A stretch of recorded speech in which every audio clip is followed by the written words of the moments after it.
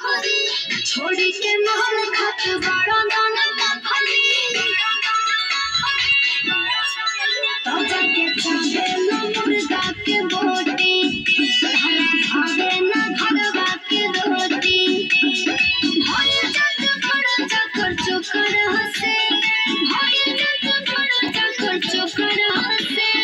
तू जाके फसब जे ओकरा से हम फसब कोनो छोकरा से तू जाके फसब जे ओकरा से हम फसब कोनो छोकरा से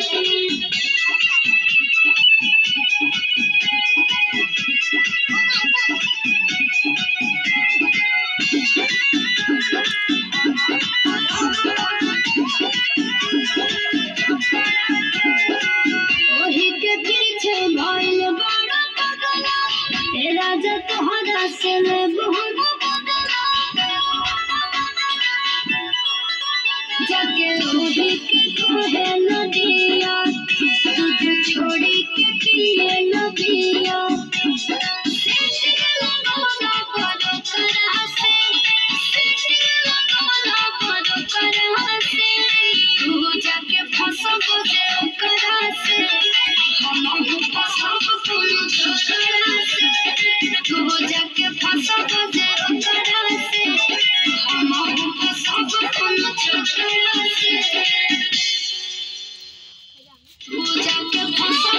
गुरैया जलेबी लेबी न देवी गुरैया जलेबी। अभी ये तुम कहबा हम जानत रहनी लेकिन तब वो मन कैला कह देनी